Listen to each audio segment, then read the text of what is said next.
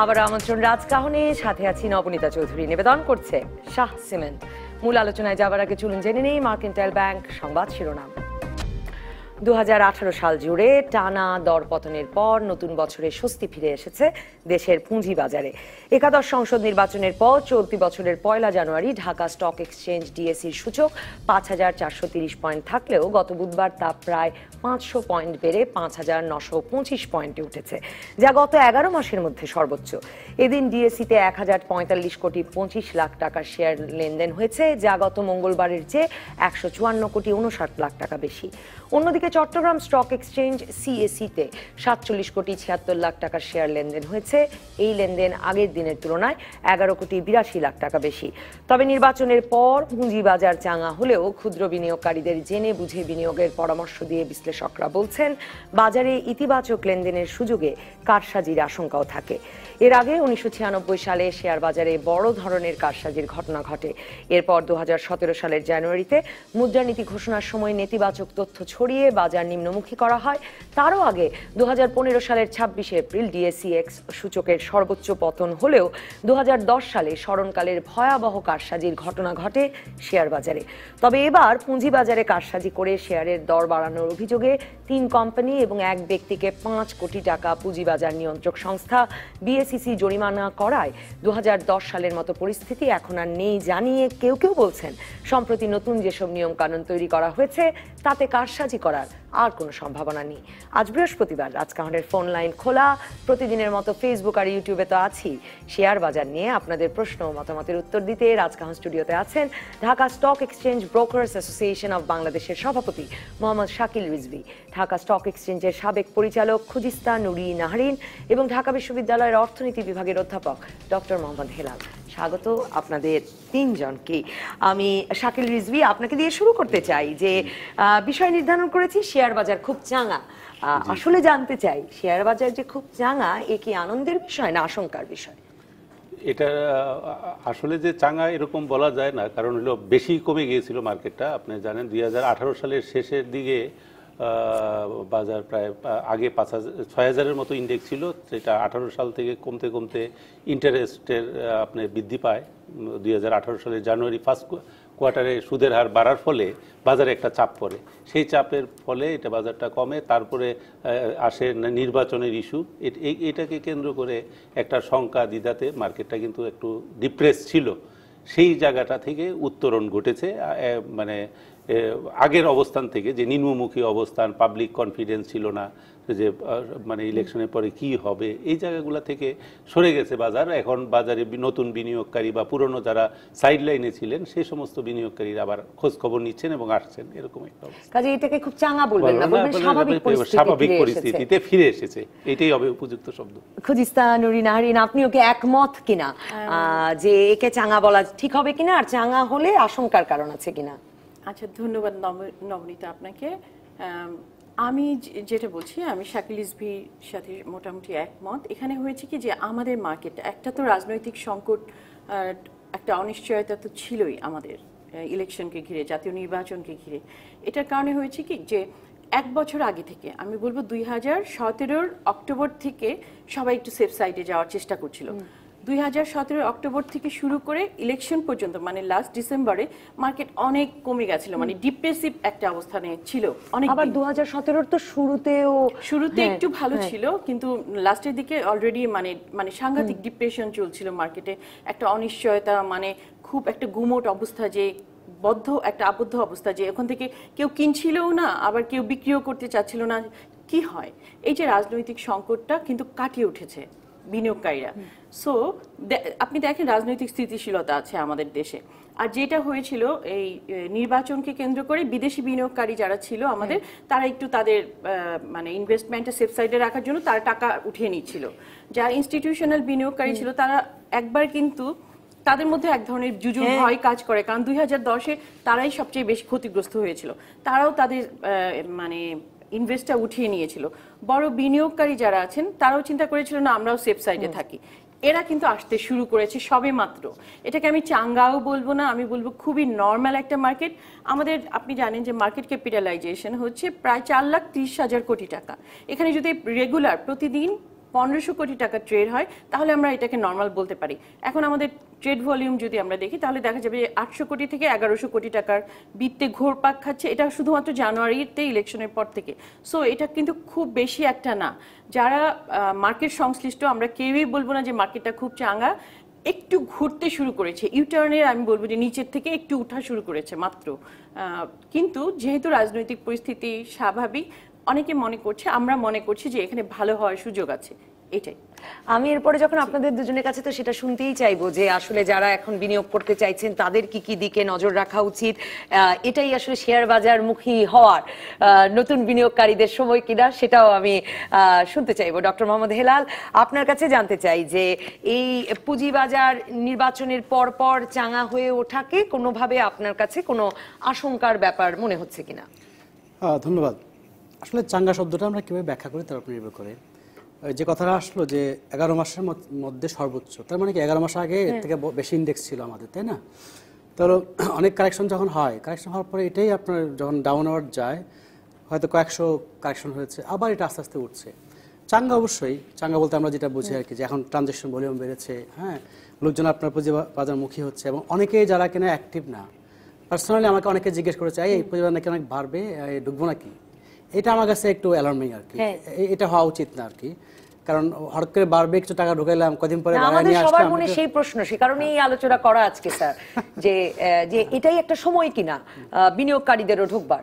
না, আমি মনে করি এটা সময় না। সময় হলো যে কেউ যদি বিনিয়োগ করতে চায় তাহলে কিছু ভালো কোম্পানি, সেই ভালো কোম্পানির আপনি যদি বিনিয়োগ করা, মানে কি আমি একটা গাছ কিনতে চাই, সেই গাছের আপনার কি ফল ধরবে, সেই ফলটা আমি বছর পর বছর আমি কনজিউম করব, সেটা একটা। আরেকটা হচ্ছে হঠাৎ করে শুনেছি যে গাছগুলোর দাম বেড়েছে, আমি কিনে আবার বের হয়ে যাবো, তো কেনার পরে আপনি দাম দিয়ে কিনলেন, তারপরে বের হতে পারলেন না। তো সেজন্য আমি বলছি যে বিনিয়োগ করা যেটা এখন সেকেন্ডারি মার্কেট, মানে আমি আজকে কিনবো বাংলাদেশে বলে আমি পরশু দিন বিক্রি করবো, আমেরিকাতে হলে আজকে কিনে আজকে বিক্রি করে দিতাম, এটা হলো সেকেন্ডারি মার্কেটের ধারণাটা। সবাই ইনভেস্ট করবে তা না, কিন্তু আমি বলছি যে জেনে বুঝে করতে হবে। এই রিস্কটা যে আছে, যেমন এই যে এখন যে আপনার বাড়ছে, আমি কিন্তু মনে করি যে হ্যাঁ বাড়তে পারে, কারণ যেটা দুজনেই বললেন যে এটা তো স্লো ছিল মার্কেটটা। কিন্তু প্রশ্ন হলো, আমি অলরেডি দেখেছি যে আমি যদি ব্যাংকিং খাতেই ধরি, ব্যাংকিং খাতের যে প্রবলেমগুলো আছে সেটা 5 বছর আগেও ছিল, এখনও দেখতে পাচ্ছি আমরা। 3 বছর আগে যখন আপনার ব্যাংকিং শেয়ারের দাম অনেক বেড়েছিল, আবার কোলাপস করেছে, যা আছে তাই। কিন্তু আজকেও আপনি দেখবেন, আজকের মার্কেটে, আজকে কালকে যদি কয়েকদিন দেখেন, সবচেয়ে ভালো ব্যাংকটার দাম বেড়েছে হয়তো 10-15%, সবচেয়ে খারাপ ব্যাংকটার দাম বেড়েছে হয়তো, আমি নাম বলবো না, 50-60%। That's unhealthy. সে জায়গাটা আমি বলি যে চাঙ্গা হওয়ার মধ্যে এই যে ফাউল প্লে যেটা হয়, কেন হচ্ছে সেটা আমাদের ভাবতে হবে। ইনভেস্টমেন্ট যদি না করে, আর যদি স্পেকুলেটিভ মোড রিউমার থেকে যে বাড়বে মনে হচ্ছে, কেন বাড়বে আমি জানি না, তাহলে কেন বাড়বে যদি না জানি। ব্যাংকগুলো বা যে কোনো একটি খারাপ প্রতিষ্ঠানের এত বেশি মানে বেড়ে গেল দাম, ডিভিডেন্ড না, মানে সেটা একটা বিপদের কথা না, মানে সেগুলো কি আমি সেটাই বলছি, সবসময় কৃত্রিম ভাবে হচ্ছে কিনা। যখন আপনি দেখেন যে ভালোটার দাম যা বাড়ছে, খারাপটার দাম অনেক বেশি বাড়ছে, এবং সবগুলি একসাথে বাড়ছে, তখন আমরা জানি যে এটা বেশি দূর যাবে না, একটা সময় কলাপস করতে হবে, সেটা আনহেলদি। কিন্তু যদি এমন হয় যে না, লোকজন আগ্রহী হয়েছে, লোকজন মনে করছে যে পলিটিক্যাল স্ট্যাবিলিটি এখন আগের থেকে বেটার, এবং আস্তে আস্তে ইনভেস্ট করবো, ফরেন ইনভেস্টররা সক্রিয় হচ্ছে, এবং ভালো ভালো শেয়ারের ডিমান্ড বাড়ছে, সেটা হলে আমি মনে করি হেলদি, সেটা কেয়ারফুল থাকতে হবে। এবং আমি মনে করি যে এখন যেটুকু চাঙ্গা হয়েছে, এটাতে ভয় পাওয়ার কিছু নাই। মিডিয়া অনেক সময় মনে করে এত বেড়ে গেছে। 2007 সালে যখন আপনার ইন্ডেক্স 3000 ছিল, সেখান থেকে 2010 সালে যখন ক্রাশ করলো, ইন্ডেক্স 3 গুণ অর্থাৎ 9000 হয়েছে রাফলি। তাহলে 3000 থেকে 9000-এ গিয়েছে, তারপরে ক্রাশ করে আবার 3400-তে এসছে, ফান্ডামেন্টাল যে জায়গায় সে জায়গায় এসছে। ফলে আমরা এখানে যে জায়গায় ছিল তার থেকে 11 মাসে কারেকশন হয়ে একটা জায়গায় এসছে, এখন আবার সেদিকে যাচ্ছে। এখনই অ্যালার্মিং তেমন কিছু দেখি না। আর আপনি যে কথাটা বললেন, ওই যে বিবেচনা, যে ভালো কোম্পানি, বিবেচনার প্রসঙ্গটা আরো বিস্তারিত শুনবো এর পরের অংশে। খুজিস্তান নাইরা, আপনি যদি কিছু যোগ করতে চাইছেন। আমি একটু যোগ করতে চাই তার মানে প্রফেসর হেলালের সাথে। সেটা হচ্ছে কি যে সময়, বিনিয়োগের সময় এটা কিনা আপনি জিজ্ঞেস করেছিলেন। আসলে কি সব সময় বিনিয়োগ, হ্যাঁ ছোট করেই বলছি, বিনিয়োগের সময় সব সময় আপনি বিনিয়োগ করতে পারেন, আপনার শেয়ারটা চুজ করতে হবে, এটা হচ্ছে ইম্পর্টেন্ট। যে আমি কোন শেয়ারটা কিনবো, এটা হচ্ছে ইম্পর্টেন্ট সব সময়। যে এই শেয়ারটা কিনবো, এটার দাম যৌক্তিক এই জায়গায় একটু যোগ করি যে ধরুন একটা বড় অংশের মানুষ তো আমাদের দেশে আছেন যারা এই শিরোনামগুলো যখন দেখেন, টেলিভিশনে শুনেন পুঁজিবাজার চাঙা, যখন দেখেন পত্রপত্রিকায় অনলাইনে চাঙা পুঁজিবাজার, এই খবরটা হচ্ছে তারা মনে করেন এটাই সময়, এবং গিয়ে 50-60%। আমি একটা ইম্পর্টেন্ট কথা আমি বলি নবনীতা, এখানে হয়েছে কি যে আমরা যারা শেয়ার বাজার সংশ্লিষ্ট আছি এবং শেয়ার বাজার সংশ্লিষ্ট অন্য যারা সবাই আছে, আপনি যা দেখেন একটা নতুন একটা গভর্নমেন্ট ফর্ম করেছে এবং নতুন একটা মন্ত্রিসভা কিন্তু গঠন হয়েছে। আমাদের যে অর্থমন্ত্রী যে দায়িত্ব পেয়েছে যেইজন, তিনি কিন্তু চার্টার অ্যাকাউন্টেন্ট এবং তিনি কিন্তু পুঁজিবাজার সম্বন্ধে অভিজ্ঞ একজন মানুষ, হ্যাঁ, জ্ঞান সম্পন্ন একজন মানুষ। তার আশাটাও কিন্তু অনেক ইম্পর্টেন্ট, গুরুত্ব বহন করছে আমাদের কাছে। আমরা মনে করছি যে প্রত্যেকটা মানুষ যারা দায়িত্ব পেয়েছে সবাই কিন্তু ভালো কাজ করতে চায়। অনেকের ক্যাপাসিটি থাকে, অনেকের থাকে না। বাট নতুন যে আমাদের অর্থমন্ত্রী হিসেবে যে নিযুক্ত হয়েছে মাননীয় মন্ত্রী মোস্তফা কামাল সাহেব, উনি কিন্তু শেয়ার বাজারে ছিলেন, ওনার দুটো কোম্পানি শেয়ার বাজারে ছিল এবং উনি চার্টার অ্যাকাউন্টেন্ট। উনি কিন্তু এই ব্যাপারগুলো বুঝেন, মানে মুদ্রা বাজার এবং শেয়ার বাজার সম্বন্ধে তার যথেষ্ট জ্ঞান আছে। আমরা তাকে নিযুক্ত করে আমরা খুবই মানে আশান্বিত হয়েছি যে না, এখানে এখনো যতগুলো, যদিও অনেক আপনার মানে সংস্কার সাধিত হয়েছে শেয়ার মার্কেটে। 2010-এর শেয়ার মার্কেট যদি বলেন, আমি বলবো যে 2019-এর শেয়ার বাজার অনেক বেশি চেঞ্জ, অনেক বেশি পরিবর্তন এবং অনেক বেশি ওয়েল মেইনটেইনড, অনেক বেশি ওয়েল রেগুলেটেড। তারপরেও যেগুলো লুপহোলস আছে, আমি মনে করি কিংবা আমরা সবাই মনে করি যে বর্তমানে যে মাননীয় অর্থমন্ত্রী মহোদয় আছেন তার সদিচ্ছায় যথেষ্ট এইটুকুনকে ঠিক করার জন্য। কি আসলে লিপহোলস এখনো আছে সেটা তো শুনবই। তার আগে শাকিল রিজভী, আমি আজকে পড়ছিলাম যখন আপনাদেরই নানা এই বাজার বিশ্লেষকদের অনেকে বলেছেন, বাজার সংশ্লিষ্টদের অনেকে বলেছেন যে ভয় পাওয়ার কিছু নাই, মানে চাঙা বা স্বাভাবিক পরিস্থিতির কারণে, কারণ 2010 আর 2019-এ অনেক পরিবর্তন হয়েছে, মানে অনেক কিছু শৃঙ্খলা বাজারে আনা হয়েছে। আসলে কি মূলত আনা হয়েছে যেগুলো মনে করছেন একরকমের সুরক্ষা দিবে এবার বাজার? মানে এখানে যে সুরক্ষা দেওয়ার জন্য যে সফটওয়্যার বা টেকনোলজিক্যালি যে এসইসির সফটওয়্যার, স্টক এক্সচেঞ্জের সফটওয়্যার, সেখান থেকে যদি কয়েকজন মিলে শেয়ারের কৃত্রিমভাবে, আপনি যেটা বললেন কৃত্রিমভাবে যদি দাম বাড়ায়, সেটা ধরার ভালো ব্যবস্থা আছে এবং সেটা রেগুলেটর মানে আইডেন্টিফাই করতে পারে, এটা ঠিক আছে। কিন্তু আপনি আরেকটা জিনিস বললেন যে বিভিন্ন নিউজের কারণে যদি হাজার হাজার লাখ লাখ মানুষ আসে কিনে দাম বাড়ায়, এটা কিন্তু কারসাজি না। এটা কারা কিনলো? পাবলিক কিনলো, ইনভেস্টাররা কিনলো। এটা কিন্তু সফটওয়্যারে ধরতে পারবে না। যদি 4 জন মিলে দাম বাড়ায় কারসাজি করে একটা বিপুল অংশকে দিয়ে দেয়, সেটা আপনি কারসাজি ধরতে পারেন। যদি আপনি 10,000 লোক এসে কিনে 10 লাখ টাকা করে নিয়ে আসে, কিনতে শুরু করে, সেটা আপনি কিভাবে ধরবেন? ধরবেন কিভাবে? সুতরাং আপনি এভাবে বলা যায় না যে সফটওয়্যারের মাধ্যমে আপনি যদি ক্রাউড আসে, সেই ক্রাউডটারে হ্যান্ডেল করার জন্য আপনি ডিমান্ড অ্যান্ড সাপ্লাই দিয়ে, নতুন আইপিও দিয়ে ওইটারে হ্যান্ডেল করতে হবে। ওইটাকে ওইভাবে মানে সফটওয়্যার দিয়ে বা কোনো কানুন দিয়ে। বাজারটা এখন অন্তত ওই জায়গাটায় গেছে যে আমরা যদি সচেতন হই, আমরা যদি এখন না বুঝে সবাই মিলে হাজারে হাজারে গিয়ে বাজারে যুক্ত না হই, তাহলে বাজারটা একরকম নিরাপদ। আমি সেটা বলবো না, বাজারে সবাই যুক্ত হোক, যারা ইনভেস্টার আছে, যাদের আইডল মানি আছে, সে যুক্ত হোক। কিন্তু আমার আগে দেখতে হবে আমার মার্কেট পিটা কত আছে, এটা কি আসলে ওভার রিটেড হয়ে যাচ্ছে? এখন মনে করেন আপনার যদি আমরা 1996 সালে দেখি, মার্কেট পি ছিল 36। আপনি জানেন যে আপনার শরীরের তাপমাত্রা মাপারও একটা যন্ত্র আছে, যে 104, 5, 10-এর উপরে গেলে এটা ভালো জ্বর বলা যায় না, এটা একটা অ্যাবনর্মাল। তো এইটার একটা মার্কেট পি বলে একটা জিনিস আছে, যেটা পুরা মার্কেটের একটা মানে তাপমাত্রা। এটা এখন 96 ছিল 36, তারপরে 36 হলে কলাপস করতেছে মার্কেট পি আর কি। আমি ইন্ডেক্সে যাচ্ছি না, ইন্ডেক্সটা কিন্তু ব্যাগ আইটেম এখানে। আবার 2000 গুরুত্বপূর্ণ না, আসল জায়গাটা হলো আপনার টেম্পারেচারটা কতটুকু। আপনি 2010-এ উঠছিল 32, 36 আর 32। আর সুস্থতা হলো আপনার 20-এর ভিতরে যদি থাকে, তাহলে আপনি আপ ডাউন করবে, কিন্তু 32 তাহলে ওইটা সাস্টেইন করে না। কারণ কোম্পানিগুলোর যে পরিমাণ লাভ হচ্ছে, তার সাথে মানে প্রাইসের যে স্পেকুলেটিভ প্রাইসের যে স্পেকুলেশন করতেছি, তার সাথে মানে মিল খাচ্ছে না। মিল না খেলেই কিন্তু এটা আবার তার উচিতের, যেটা এখন অন্তত কি সেগুলো দেখবার জায়গা আছে। মানে এখন আমাদের মার্কেট পি কত? এখন এই যে দাম বাড়ার ফলে এটা 15-তে চলে আসছিল, এখন মনে করেন 16.5, মানে 16.5 পিতে আছে মার্কেটটা, টোটাল মার্কেট আর কি, টোটাল ডিএসসি। তার মানে এখনো ওই ওভার প্রাইস যেটা হয় নাই। তাইলে এখন যদি ক্রাউড আসে, প্রচুর বিনিয়োগকারী আসে, খুশির খবর, সবাই যদি বিনিয়োগকারী আসে, তাহলে আপনার ভালো ভালো কোম্পানি দিতে হবে, তাহলে মার্কেট পি আর বাড়বে না, সবাই ভালো শেয়ার কিনে বাসায় যাবে। তাহলে ডিভিডেন্ড পাবে। তাহলে আমি বিনিয়োগকারীরে বলবো না না আসার জন্য, বা বিনিয়োগকারীকে বুঝে শুনে আসতে হবে এবং প্রচুর ভালো শেয়ারের সাপ্লাই লাগবে। একটা ভালো শেয়ারের সাপ্লাইটাও আবার বাজারকে দিতে হবে। একটা বিরতির পর ফিরে খুজিস্তা নাহারিন, আপনিও বলতে শুরু করেছিলেন যে বিনিয়োগকারীদের কি করতে হবে, সেই প্রসঙ্গে আপনার মতটাও শুনবো একটা বিরতির পর।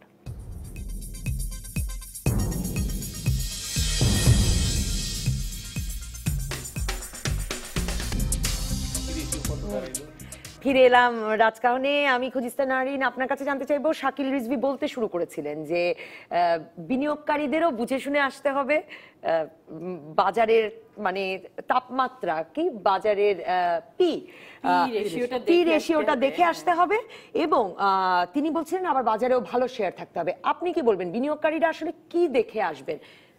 আমি যেটা বুঝি, আমাদের বিনিয়োগকারীরা কিন্তু আগের মতন নেই, মানে এখন অনেক বেশি এডুকেটেড। আপনি দেখেন যে আগে হলো কি একটা নিউজেই তারা ঝাঁপিয়ে পড়তো, এখন কিন্তু তারা একটা নিউজে ঝাঁপিয়ে পড়ছে না, তারা জেনে বুঝে শুনে তারপরেই আসছে। এখন বিনিয়োগকারীরা তো বোধহয় খুব জেনে বুঝে শুনে হিসেব করে ব্রেনের ব্যবসা, মেধা খাটানোর ব্যবসা এটা।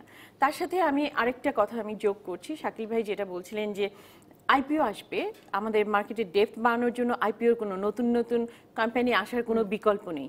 কিন্তু আইপিও আসার ক্ষেত্রে কয়েকটা জিনিস আমি বলবো যে কয়েকটা দিক ঠিক করতে হবে। নাম্বার 1 হচ্ছে যে আইপিও, আমরা দেখেছি যে আইপিও 2010টাকে যদি আমরা টার্নিং পয়েন্ট ধরি, 2010 থেকে 2019 পর্যন্ত 100টার উপরে শেয়ার এসছে, কিন্তু অনেকগুলো শেয়ারের ক্ষেত্রে দেখা গেছে কি যে 2-3 বছরের পরে এটা সিক কোম্পানিতে রূপান্তরিত হয়েছে। অনেকগুলো হয়তো প্রোডাকশন বন্ধ হয়ে গেছে, অনেকগুলো মানে এক্সপোর্ট করতে পারছে না, অনেকগুলোর মানে গ্যাস নাই, গ্যাস লাইন নাই, মানে তারা সিক হতে একসময় নাই হয়ে যাচ্ছে। এতে বাজারে কারা আসতে পারবে তারও তো একটা কড়া নিয়ন্ত্রণ থাকা উচিত। এই জিনিসগুলো দেখতে হবে, রেগুলেটরি বডির এদের ব্যাপারে আরো সতর্কতা অবলম্বন করতে হবে, নাম্বার 1। নাম্বার 2 হচ্ছে যে আমাদের যে প্লেসমেন্ট পদ্ধতিটা আছে, আইপিও প্লেসমেন্ট, যখন একটা কোম্পানি আসে, ধরেন 5 কোটি টাকার একটা কোম্পানি, সে তার বাড়াবে আর কি, পেড আপ বাড়াবে, তখন সে কি করে যে তার ধরেন মানে অর্ধেকের বেশি শেয়ার সে প্লেসমেন্টের মাধ্যমে নিজেদের মধ্যে রেখে, নিজেদের যোগসাজশে নিজেদের মধ্যে বিলি করে রেখে দেয়। একটা পোর্শন সে বিনিয়োগকারীদেরকে দেয়, মানে মার্কেটে ছাড়ে। মার্কেটের মধ্যে আবারও ক্যাটাগরি আছে, যেমন প্রাতিষ্ঠানিক বিনিয়োগকারীদেরকে দেয় হচ্ছে অর্ধেক, আর অর্ধেক হচ্ছে সাধারণ বিনিয়োগকারীদেরকে দেয় আপনার হিসাবে লটারির মাধ্যমে। এতে করে হয় কি, যখন একটা শেয়ার বাজারে আসে, মার্কেটে তো শেয়ার নাই, মার্কেটটা দাম বেড়ে যায়, তখন কি করে যে ওই যে প্লেসমেন্ট নিয়েছিল 2-3 বছর আগে, তারা ছেড়ে দেয়। আলটিমেটলি এই যে প্লেসমেন্ট যারা নেয় তারা মালিক পক্ষেরই লোক হয়, তারা ছেড়ে দিয়ে তাদের টাকাটা বের করে নিয়ে যায়। এই যে চাপটা এসে পড়ে সেকেন্ডারি মার্কেটের উপরে, আসলে একরকম নিজেরা কেনা বেচা করতেই ব্যস্ত থাকে। তো আমার মনে হয় এই জায়গাগুলোতে আরেকটু টাইট দিতে হবে যে এত প্লেসমেন্ট কেন, প্লেসমেন্ট দেখা যায় যে বেশি, আর বাইরে যে মানে যেই শেয়ারটা বাজারে আসছে এটা কম। কিন্তু আবার দেখা যায় কি যে প্লেসমেন্ট যারা নিচ্ছে এটা কিন্তু লক ইন থাকে, তারা বিভিন্ন নাম চেঞ্জ করে, ডিরেক্টর ওইভাবে বিক্রি করতে পারে না, তারা দেখা যাচ্ছে তার ওয়াইফের নামে কিংবা ছেলেমেয়ের নামে গিফট করে দিচ্ছে, গিফটের মাধ্যমে তারপরে কি লিয়েন করে অন্য একটা কোম্পানিতে নিয়ে যেয়ে সেল করছে। তো এগুলো হয় কি, সার্ভিলেন্সটা ধরছে, কিন্তু ধরতে ধরতে আপনার ওদের কাজ কিন্তু শেষ। তাহলে তো মানে আমরা মানে সাধারণ বিনিয়োগকারীর জন্য শুরু করাটাও ব্যবসাটা খুব সহজ নয়, মানে একটা গিয়ে একটা ভালো শেয়ার পাওয়া, তার মানে বিনিয়োগকারী কিন্তু বিনিয়োগ করছে, সবকিছু দেখে শুনে বিনিয়োগ করছে, কিন্তু এই জায়গাগুলো রেগুলেটরি বডিদের আসলে কাজ। আর আমি বলছি যে সাধারণ বিনিয়োগকারীর জন্য ভালো শেয়ার খুব বেশি অবশিষ্ট, তার মানে বাজারে अवेलेबलও থাকছে না, এই বিষয়টা নিয়েও আলাপ করতে চাই। প্রসঙ্গটা শাকিল রিজভীও তুলেছিলেন। একজন দর্শক আছেন ফোনে, আমি আসছি ডক্টর হেলাল আপনার কাছে। দর্শক আপনার নাম বলে প্রশ্ন করুন, মতামত দিন। জি জি, আসসালামু আলাইকুম। ওয়ালাইকুম আসসালাম, পরিষ্কার শুনছি আপনাকে। শেখ মাহমুদ যশোর। জি বলুন। শেখ মাহমুদ যশোর। আমি বলতে চাচ্ছি, ওনারা যারাও আমাদের মেহমান আছেন, উপস্থিত আছেন, 1996 এবং 2010-এ যেই সমস্ত ওতাদের কারণে শেয়ার বাজার অসম্ভব দশ নামে যে 33 লাখ পথে বসেছে যে সমস্ত বিনিয়োগকারী, সেই সমস্ত ওতারা কেন তারা বিচারের আওতা আনা হবে না এবং কেন হচ্ছে না? এতদিন কেন বিচার হয়নি? সব অন্যায়ের বিচার হওয়া উচিত, তারা কেন বিচারের বাইরে পার পেয়ে যাচ্ছে? This is my question. জি, অসংখ্য ধন্যবাদ। এই উত্তর কি একটু দিতে চান? আচ্ছা, আমি উত্তরটা দিই আগে। এটা হয়েছে কি, পরে শাকিল ভাই যদি যোগ করতে চান, আমি ডক্টর হেলালের কাছে এই উত্তর নেব। এটা হয়েছে কি 96-এ যে শেয়ার মার্কেট ছিল, পুঁজি বাজার ছিল, ওখানে আসলে কোনো রুলস রেগুলেশন কিছুই ছিল না, এবং এসএসসিটাও তখন বোধহয় মাত্র মানে ওইটা জন্ম হয়েছে, তার ওইভাবে রুলস রেগুলেশনের কোনো বালাই ছিল না। আর 2010-এ যেটা হয়েছে সেটা হয়েছে কি যে বাংলাদেশ ব্যাংকের মানে মূলত হয়েছে বাংলাদেশ ব্যাংকের একটা সার্কুলেশনের কারণেই যে আপনার যে এক্সপোজার লিমিট কমাতে হবে, এটা টাইম পিরিয়ড এত শর্ট ছিল যে ক্রাশ ল্যান্ডিং হয়েছে, মানে হঠাৎ করে কমে গেছে, সবাই একসাথে সেলে এসছে, কমে গেছে। আর তখন আবার এক্সপোজার লিমিট নিয়ে এর আগে এক্সপোজার লিমিটটা যদি একটু বুঝিয়ে দেন। এক্সপোজার লিমিট মানে হচ্ছে কি যে একটা ইনস্টিটিউশন কতখানি বিনিয়োগ করতে পারবে, এটা একটা আর কি যে কত পার্সেন্ট তার মানে সেটা কমানো হবে, এটা শুনেই একটা হ্যাঁ তখন সবাই হিড়িক দিয়ে পড়েছে। এর আগে যেটা হয়েছিল এটার আগে আরেকটা কথা না বললেই না, তখন কোম্পানিগুলোরও অপ্রতুলতা ছিল। এখন যেমন অনেক কোম্পানি, তখন এত বেশি কোম্পানি ছিল না। তো 96-এর ক্র্যাশ 2010-এর ক্র্যাশ কিন্তু ডিফারেন্ট। হ্যাঁ নিশ্চয়ই, কিন্তু এই প্রশ্নটা তো আমাদের মনে ঘুরে ফিরে আসে ডক্টর হেলাল, যে প্রশ্নটা দর্শক করলেন যে একে কেন হয়েছিল এই দুবার এরকম বড় ধরনের দরপতন এবং যে ধসের কারণে অনেক বিনিয়োগকারী আসলে সারা জীবনের জন্য পথে বসেছেন। এটা একটা মানে প্রবচনের মতো আমরা দশকের পর দশক শুনছি, কিন্তু সেই কেন ঘটেছিল তার কোনো সুনির্দিষ্ট কারণও আমাদেরকে কেউ জানান নাই। খুজিস্তান নুরুন নাহারিন তার নিজের ব্যাখ্যাটা দিলেন, আর যারা করেছিল, কারা করেছিল, তাদেরকে কেন শাস্তির আওতায় আনা হলো না, এই প্রশ্ন তো আসবে ঘুরে ফিরে। ধন্যবাদ, ভালো কোশ্চেন। একটু সময় তো বেশি নেব আমি জায়গাটায়। আমি কিছু তাত্ত্বিক লিঙ্ক এখানে নিয়ে আসবো। সেটা হলো, কারণ আমরা তো আসলে উত্তর দেওয়ার কেউ নই। যে কথাটা শাকিল ভাই বললেন যে যদি অনেকেই ডিমান্ড করে এখন শেয়ার, অনেকেই টাকা নিয়ে আসুক, তাহলে আমাদের ভালো শেয়ার সাপ্লাই দিতে হবে। এখানে মনে রাখতে হবে যে কমোডিটি মার্কেট এবং অ্যাসেট মার্কেটের একটা ফান্ডামেন্টাল পার্থক্য আছে। সেই পার্থক্যটা কি? চিনির দাম হু হু করে বেড়ে গেল, ভালো কথা, এক সপ্তাহের মধ্যে আপনার ইন্ডিয়া থেকে চিনি আসবে, এসে আপনি এক সপ্তাহ পরে দেখবেন যে হু করে নেমে গেছে। কেন? ওভার সাপ্লাই হয়ে গেছে। কিন্তু অ্যাসেট মার্কেট সে করতে পারবেন না। আপনার যদি ফ্ল্যাট মার্কেট আপনার ধানমন্ডির হয়, গুলশানের হয়, হু করে ডিমান্ড বেড়ে গেল, আপনি তো ল্যান্ড বাড়াইতে পারবেন না, আপনি বেশি কনস্ট্রাক্ট করতে পারবেন না, করতে সময় লাগবে আপনার। অ্যাসেট মার্কেট, শেয়ার মার্কেটের একই অবস্থা। যদি আপনার হু করে ধরেন 3 মাসে দেখেন যে আপনার অনেক বিনিয়োগকারী চলে আসছে, অনেক টাকা ঢুকছে, 3 মাসের মধ্যে তো আপনি আইটেম ডেভেলপ করে কোম্পানিকে ইনডিউস করে অনেক কোম্পানি আপনি নিয়ে আসতে পারবেন না।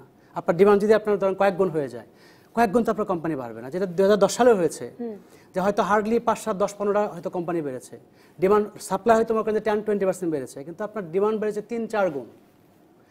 সেখানে সে যা ইচ্ছা কিনছেন মানুষ। তখন যেটা আপনার হয়, তখন যেটা হয় যে যদি আপনার ডিমান্ড স্পেকুলেশন হয়, কোনো কারণ চাই সবাই টাকা নিয়ে ঢুকে, এবং সাপ্লাই যদি আমি কোয়ালিটি সাপ্লাই না বাড়াইতে পারি, তখন আলটিমেটলি কি হবে? সবকিছু প্রাইস আপ হবে। যারা স্মার্ট তারা জানে যে এটা টিকবে না, তারা বের হয়ে যাবে।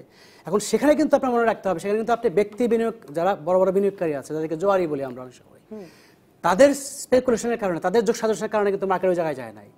ওটা হতে পারে ডিমান্ড স্পেকুলেশন কেন তৈরি হলো, সরকারের পলিসিগত কি ভুল ছিল, সেগুলো দেখতে হবে। ফলে আমরা বলি যে যদি কোনো জিনিসের প্রাইস বাড়ে, একটা হতে পারে প্রাইসটা কেন বাড়লো, যে ডিমান্ড বেড়ে গিয়েছে, আরেকটা হতে পারে যে প্রাইসটা কেন বাড়লো, সাপ্লাই কমে গিয়েছে, আরেকটা হচ্ছে দুটো হতে পারে। এখন এখানে যদি আমরা দেখি যে আনইউজুয়ালি হাই ডিমান্ড রয়েছে এবং অকারণে সাপ্লাইকে, তখন আমাদের কি করতে হবে? এটা অ্যাক্ট করতে হবে। কিন্তু অনেক ক্ষেত্রে যেটা 2010-এ হয়েছে, আরও বরং সরকারের পলিসি তখন যেটা ছিল, আরও ডিমান্ড উস্কে দিয়েছে। সাপ্লাই যদি ফিক্স থাকে আর ডিমান্ড যদি উত্তরোত্তর বাড়তে থাকে, দাম বাড়তে থাকে, তখন মার্কেটটা আর ফান্ডামেন্টালে থাকে না, তখন স্পেকুলেশনে চলে যায়। একজন মনে করে যে 10 টাকার শেয়ার 50 টাকা দাম হওয়া উচিত, 400 টাকায় কিনে হতে 500 টাকায় বিক্রি করেছে, আমি 500 টাকায় বিক্রি করলে 600 টাকায় বিক্রি করতে পারবো, এটাও ফান্ডামেন্টালে চলে যায়। তখন আমি বলছি যে সমস্যাটা যেটা, যে যদি অকারণে যদি সবাই আসতে থাকে, তো এই স্পেকুলেশন যদি তৈরি হয়ে যায়, ডিমান্ড সাপ্লাই যদি ফিক্সড আছে, দাম বাড়তে থাকবে, সবাই ভাববে ঢুকলে তো লাভ হচ্ছে, একটা পর্যায়ে ক্লাস করতে বাধ্য। ভালো শেয়ার আপনার কাছে আসলে কি? কিন্তু ডক্টর হেলাল আসলে ওই উত্তরটা দিলেন না, আপনি যদি দিতে চান 96-2010-এ জি উনি কাছাকাছি গিয়েছিলেন, উত্তরের কাছাকাছি চলে গিয়েছিলেন, অনেকটাই কাছে চলে গেছেন, এবং আর শেষটুকু হইলে মনে হয় উত্তরটা পুরোপুরি হবে। আমি আগে একটু প্রেক্ষাপট বলি, শেয়ার বাজারের প্রেক্ষাপট বলি। শুধু আমরা বাংলাদেশে শুধু প্রথম শেয়ার বাজার না, এটা 1900 আরও আগে 1882 সাল থেকে শুরু হয়েছে। আমেরিকায় 1928 সালে ব্ল্যাক মানডে, 1932 সালের ধস, এইভাবে চলছে। ওরা 10 বছর পর পর বড় বড়, এরকম না বাংলাদেশেই শুধু হচ্ছে, এটা ইন্ডিয়াতে বোম্বেতে 20,000 থেকে 7,000 আসছে, নিউ ইয়র্কে 15,000 থেকে 7,000 হয়ে এখন আবার 25,000 মনে করেন। এটা হলো হালে। আর আপনি যদি 1928, 1932 এরকম 10 একেবারে ফকির হয়ে গেছে, স্পেকুলেশন, ওভার স্পেকুলেশন। এখন কি আছে? এগুলা তো ওরা বিভিন্ন সময়ে আইন পরিবর্তন করছে, এবং প্রতিবার তারা কনফিডেন্ট হয়েছে আইন কানুন পরিবর্তন হয়ে গেছে আর কিন্তু হবে না। এরপরে 10 বছর পরে আবার হয়েছে। এর চেয়ে বড় হয়েছে, আরো বড় হয়েছে, অর্থনীতিও বড় হয়েছে, স্পেকুলেশনও বড় হয়েছে এবং ক্রাশটাও আরো বড় হয়েছে। সেটা পৃথিবী কেউ ঠেকাতে হ্যাঁ, আবার আপনি আশঙ্কার কথা বলছেন। হ্যাঁ, মানে এবং যত অর্থনীতি বড় হবে, আমাদের অর্থনীতি বড় হচ্ছে, এই যে দামগুলা কমেছিল পুঞ্জীভূত হচ্ছে, একটা সময় বাস্ট হবে। আপনি বলতে পারেন যে আমরা তো আইন কানুন সব ঠিক করে দিছে, এসএসসি ঠিক করে দিছে, একবারে গভর্নমেন্ট তো সব প্রপার আছে, এখন আপনি ওই যে এক ভদ্রলোক বললেন না বিচার কেন হইল না, এখন 2010-এর মতো 10-এ যারা আসছিলেন, হ্যাঁ, তারা তো ক্রাউড, তারা আসার ঝাঁকে ঝাঁকে লোক আসার ফলে দাম বাড়ছে। এখন হেলাল ভাই কিন্তু পয়েন্টে এসে গেছিল, তাহলে ওই লোকগুলার তো কোনো দোষ ছিল না, তো এই ক্রাউড আসার ফলে দাম বাড়ছে। এই ক্রাউডটারে কিভাবে আপনি ম্যানেজ করবেন, ওই জায়গাটাই হলো কাজটাই হইলো আপনার নাপিতগিরিটাই হবে ওইখানে, যে ক্রাউড আসলে আপনি কিভাবে হ্যান্ডেল করবেন। এই ক্রাউডটারে হ্যান্ডেল করতে পারে খুজিস্তান আইন যেটা বলেছেন, আপনি যদি ভালো শেয়ার ছাড়া ঢুকতেই না দেন বাজারে, তাহলে একটা সমাধান। হেলাল ভাই কিন্তু অনেকগুলো পয়েন্ট বলছে, আমি প্রত্যেকটা পয়েন্ট লক্ষ্য করছি ওনার। এই যে ক্রাউডটা আসছে, নিশ্চয়ই কোনো পলিসিগত চেঞ্জ ক্রাউড তৈরি করার জন্য, একটা বাংলাদেশ ব্যাংকের কোনো ইন্টারেস্ট রেট কমে গেছিল, অথবা তার মুদ্রানীতিতে কোনো কিছু ছিল যেটা ত্বরান্বিত করছে, গভর্নমেন্টের কোনো পলিসি ত্বরান্বিত, এমনি তো ক্রাউড আসতেছে, আরেকটা পলিসি দিয়ে আপনি এটার আরেকটু উপরে উঠাই দিলেন, বুঝতে পারছেন? এই জায়গাগুলা যেন না হয়, সঠিকভাবে থাকে।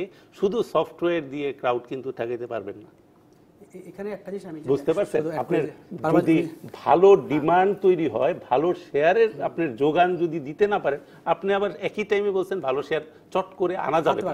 আপনি নাকি কারসাজিতেও মানুষ বাজারমুখী হয়েছিলেন, কারণ আপনি ধরুন যার দাম হওয়ার কথা 5 টাকা, সেটার 50 টাকা দাম দেখিয়েছেন।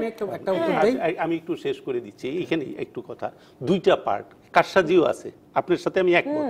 কারসাজি করে যদি দাম বাড়ায়, তাহলে না 4-5 জন মিলে বাড়ায়, কোনো লোক আসে নাই, সেগুলোই তো সন্দেহ বাংলাদেশের ধসের কিন্তু কারণ হিসেবে। 2010-এ মনে করেন কারসাজি করে বাড়াইলো, কিন্তু বলতেছে যে 30 লাখ লোক আসছিল, তাহলে তো ক্রাউড আসছিল, তাহলে তো কারসাজিও ছিল, তার সাথে ক্রাউডও ছিল। তার মানে আপনার এরকম ভাবে এটারে হ্যান্ডেল করতে হবে। আমার রুলস এন্ড রেগুলেশনের অপ্রতুলতাও ছিল, এগুলোও ছিল, সবকিছু মিলিয়ে হয়েছে। আমি একটা যোগ করতে চাই, রুলস রেগুলেশন একেবারে এ ক্লাস করছে আমেরিকা 2009 সালে, আবার ধস। আমি একটা বিরতিতে যাই, কিন্তু ডক্টর হেলাল, তার মানে বিচার কি প্রয়োজনীয় ছিল না? না, আমি জায়গায় মানে তদন্ত রিপোর্ট, বিচার, সেগুলো প্রয়োজন ছিল কিনা? আমি জায়গায় আসবো, একটা বিরতিতে যাই, বিরতি থেকে ফিরে আলাপটা নিয়ে আরো সামনে এগোতে চাই। দর্শক থাকুন রাজকাহনে। ফিরে এলাম রাজকাহনে। দর্শকদের মন্তব্য পড়ে ডক্টর হেলাল আমি আপনার কাছে আসছি। মেহেদী হাসান বলছেন, পুকুরে বোয়াল মাছ রেখে যদি মাছের রেণু চাষ হয়, তাহলে চাষিরা লাভের বদলে পুঁজি হারিয়ে বাসায় যেতে হবে, আগে নিশ্চিত হতে হবে বোয়াল মুক্ত পুকুর কিনা। মানে বোয়াল মাছ বোধ হয় আর সব মাছকে খেয়ে ফেলে, সেই অর্থে বলছেন তিনি। মোহাম্মদ কাশেম বলছেন, ভালো রাস্তা দিয়ে গেলাম, আসার সময় চোখ বন্ধ করে আসতে থাকি, সেটা তো বোকামি হবে। শেয়ার বাজারে অন্ধের মতো লাভের আশা করতে থাকতে একদিন গর্তে পড়তেই হবে। কাজে সচেতনতামূলক আলোচনাই করা উচিত, কারণ অনেকেই না বুঝে না শুনে শেয়ারে বাজারে নামে। ডক্টর হেলাল, দর্শকের প্রশ্নের ইতেই, এবং এই প্রশ্নটা তো আছেই, যে 96-2010-এর প্রসঙ্গ নিয়ে আলাপ হচ্ছিল, সে সময়কার কি কি কারণে ধস, সেটি যদি আসলে প্রকাশ করা হতো, বা এই যে অনেকের ধারণা যে কিছু ব্যক্তি বা কিছু কিছু প্রতিষ্ঠানের কারসাজির জন্যই এত মানুষ বিপদে পড়েছিলেন, তার বিচারের কথা বলেন অনেকে, বিচার যদি হতো তাহলে আসলে একটা এই পুঁজিবাজারের প্রতি মানুষের আস্থা বাড়তো কিনা। কারণ আমি এর সঙ্গে একটু যুক্ত করি, আমরা গত বছরের খবর দেখছিলাম যে গত বছর 3টি কোম্পানি এবং একজন ব্যক্তিকে 5 কোটি টাকা জরিমানা করা হয়েছে পুঁজিবাজারে কারসাজি করে শেয়ারের দাম বাড়ানোর জন্য। নজরদারি তো তার মানে বাড়ছে না, সেটা ঠিক কথা, কিন্তু আমি আমার যেটুকু আমি বইপত্রে পড়েছি বিভিন্ন দেশের শেয়ার মার্কেট সম্পর্কে, আমার জানা মতে পৃথিবীর কোনো বাবল শেয়ার মার্কেটে আপনার কারসাজির জন্য হয় নাই, হয়েছে আপনার হলো পলিসিগত ভুল। বাংলাদেশও তাই হয়েছে, আমি সেটা পরে আসছি।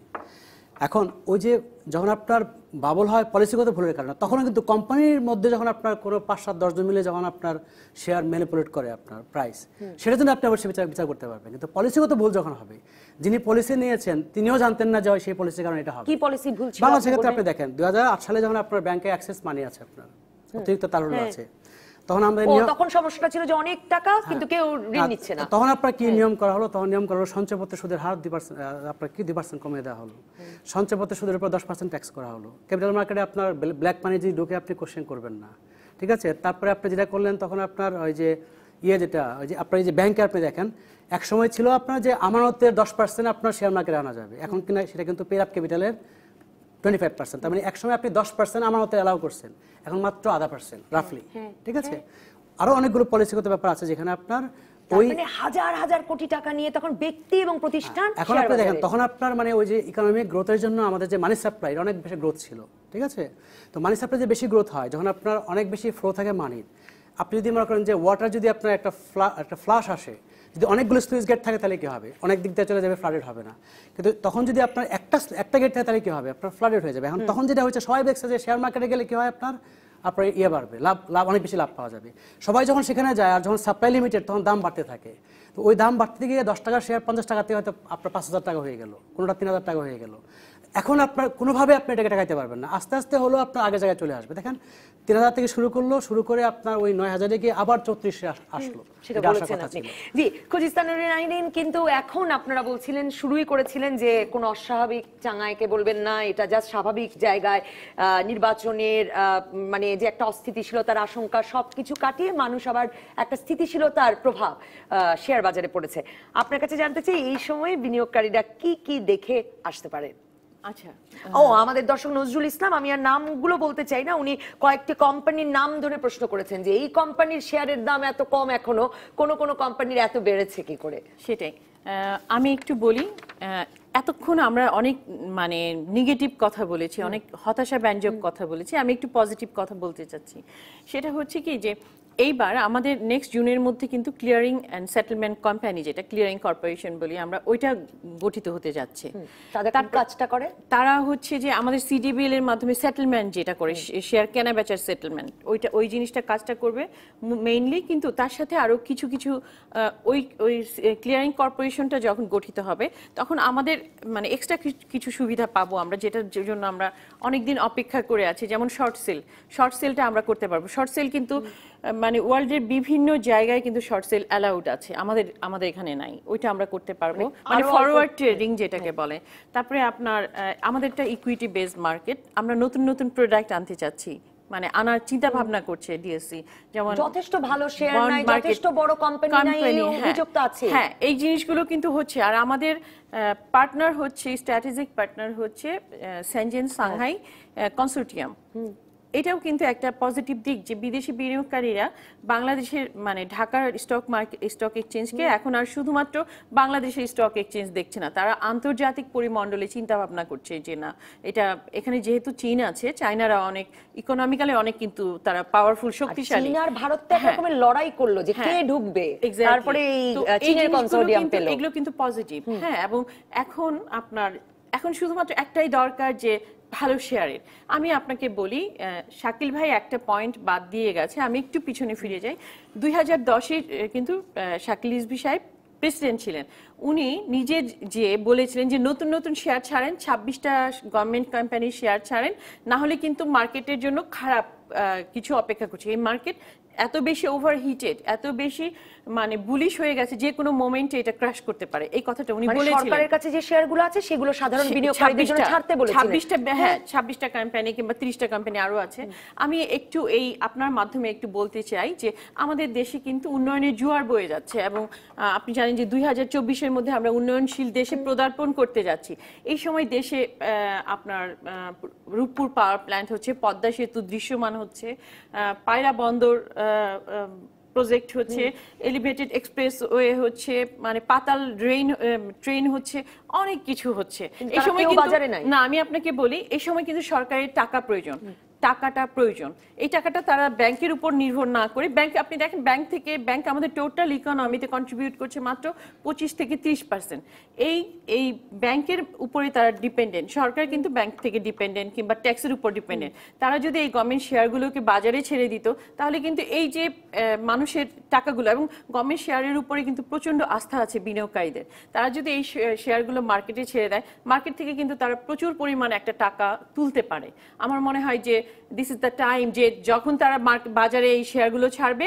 এখানে হয়েছে কি, কারণ মোহিত সাহেব আমাদের যে আগের যে অর্থমন্ত্রী মহোদয় ছিলেন, তিনি কিন্তু অনেকবার বলেছিলেন যে এই শেয়ারগুলো বাজারে ছাড়বে। আমি তো বলছি 2010-এর কথা, যখন আমরা চেয়েছি যে বাজারে ছাড়ুক, এরপর অনেকবার টাইম হয়েছে। এখানে হয়েছে কি, মানে আমলাতান্ত্রিক জটিলতার কারণে কিন্তু তারা এই শেয়ারগুলো বাজারে ছাড়তে পারছে না। আমি জানি না, মানে আমি এই তো অনেক সমস্যার সমাধান হতে পারে খুদিস্তা নারিন যেটা বলছেন, কারণ সরকারের একটা তারল্য সংকট আছে, এই কারণে মানে ডলারের দামে প্রভাব পড়ছে, এরকম নানা কিছু শুনছি শুধু এই উন্নয়ন কাজগুলোর জন্য। আরেকটু কথা বলি যে আমাদের দেশে এখনো মাটির ব্যাংকে টাকা রাখে, এখনো আলমারিতে শাড়ির ভাঁজে টাকা আছে। এই টাকাগুলোকে যদি মূলধারায় নিয়ে আসা যায়, এটা কিন্তু মানে আলটিমেটলি দেশেরই উপকার হচ্ছে। এবং সরকারি শেয়ার ছাড়লে মূলধারায় চলে আসছে, নিরাপদ শেয়ারও বাজারে অনেক আসবে। তাই ঘটছে, ভারতেও কিন্তু তাই করছে, এবং অনেক শেয়ার গভর্নমেন্টের ছেড়ে দিছে, এবং লাস্টে এবং সবগুলা কোম্পানি ওভার সাবস্ক্রাইবড হয়ে গেছে, এবং অনেক টাকা গভর্নমেন্ট কিন্তু এই গভর্নমেন্টের শেয়ার ছেড়ে বাজার থেকে টাকা নিছে এবং উন্নয়নের কাজে ত্বরান্বিত করছে। এবং একেবারেই সঠিক কথা, গভর্নমেন্টের শেয়ার, মাল্টিন্যাশনাল কোম্পানিগুলা, এবং আবার যে পলিসিগুলা, যেটা হেলাল ভাই বললেন যে পলিসিগুলাকে আরো সুসংহত করতে হবে, শুধু মানে না যে কোন ব্যক্তি করলো, পলিসির জায়গাগুলো যেন সুসংহত হয়। আপনাকে যদি আমি 3-4টা বলতে বলি যে আপনি মনে করেন এক্ষুনি করা উচিত এই বাজারের, এবং আরেক দিক দিয়ে ওই যে বিদেশি বিনিয়োগকারীরাও যে এখন আগ্রহ পাচ্ছেন, তাতেও বোঝা যাচ্ছে কিনা যে বাজার আসলে অনেক বেশি নির্ভরযোগ্য হয়ে উঠেছে। আগে তো আমাদের দেশ যখন নির্ভরযোগ্য হয়, একটা আমাদের সরকার যখন বিজনেস ফ্রেন্ডলি হয়, যখন মানে ব্যবসা করার পরিবেশ তৈরি হয়, তখন কিন্তু সবাই আগ্রহী হয় সেখানে টাকা রাখার জন্য। এবং আমি মনে করি কি, ঢাকা স্টক এক্সচেঞ্জও এরকম একটা দেশের এরকম একটা স্টক এক্সচেঞ্জ যেখানে বিনিয়োগের উপযুক্ত সময়। সুতরাং গভর্নমেন্টের পক্ষ থেকে যে শেয়ারগুলো আছে সেগুলো ছাড়া উচিত এখনই তো ছাড়তে পারবে না, এখন থেকে উদ্যোগ নিলে কিন্তু এটা, যেটা হেলাল ভাই বললেন, ছাড়ার ইচ্ছা থাকলেও কিন্তু চট করে ছাড়া যায় না। শেয়ারের অনেক কাজ আছে, তার অডিট রিপোর্ট করতে হয়, অনেক কিছু করতে হয়।